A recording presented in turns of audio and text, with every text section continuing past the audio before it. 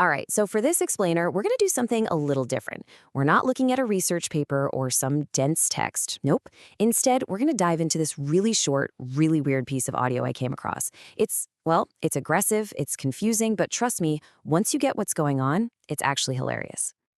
So this is how the recording kicks off. No hello, no introduction, it just slams you with this command.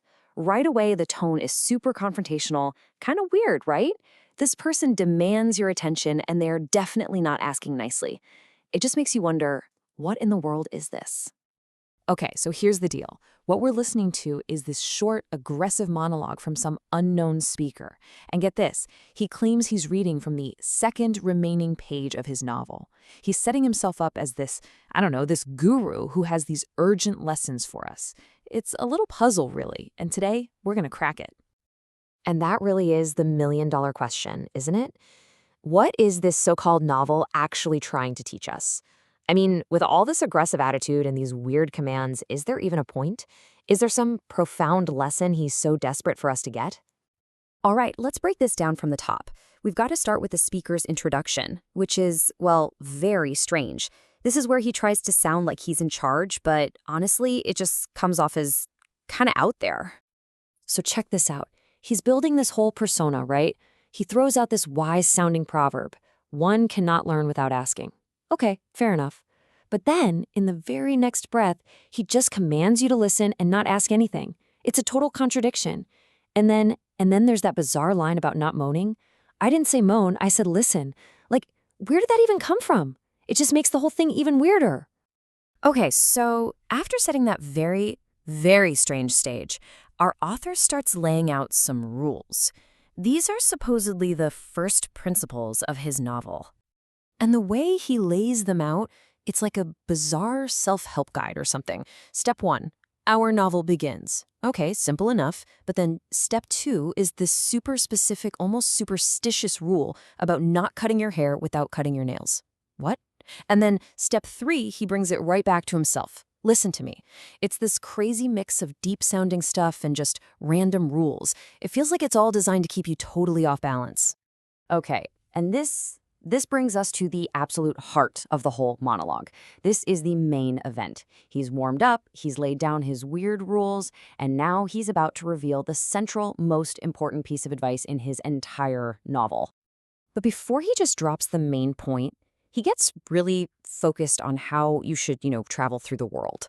He's about to forbid one way of getting around and insist on another, very specific one. And trust me, this is the key to the whole thing. And there it is, the big rule. He says, do not wander by car. Instead, you must wander with a donkey. I mean, what? A donkey? It's completely absurd, it's totally old-fashioned, and it seems to have 0 point. Why on earth a donkey? What could the reason possibly be? So you're probably wondering what his brilliant justification is for this, right? Well, this is it. The only reason he gives is, and I'm quoting here, you will see the donkeys. That's it. It's completely circular logic. It explains nothing and just makes the whole thing even more mysterious.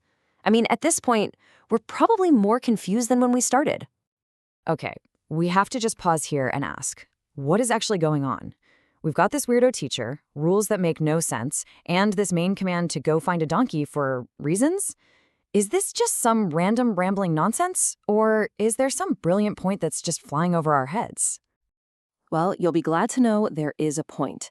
And just as you're about to give up, in the final seconds of the recording, the speaker finally pulls back the curtain and shows us what this whole rambling thing was really about.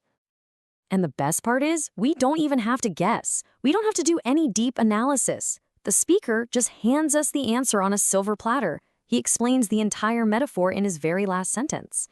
And there you have it, the big reveal.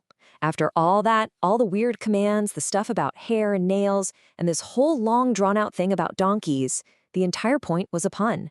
The grand lesson of his novel is just, don't be an ass. So let's just connect the dots here.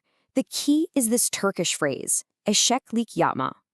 Now, the word eşek literally means donkey. But as an idiom, eşek lik yapma means don't act like an ass or don't be a fool. So all that talk about wandering with donkeys, It was all just a super literal, very long-winded setup for a pretty common insult. So what we've just experienced is basically a classic shaggy dog story. You know, it's one of those long, winding tales with a super complicated setup that leads to a really simple or even pointless punchline. This guy took us on this entire bizarre journey, all just to tell us not to be idiots. Which leaves us with one last question, right? Is this whole thing just an elaborate, aggressive joke designed to waste our time and call us a fool? Or is there maybe something more to it? You know, maybe the best life advice really is that simple. And maybe sometimes it takes a completely ridiculous story about a donkey to get us to actually listen. What do you think?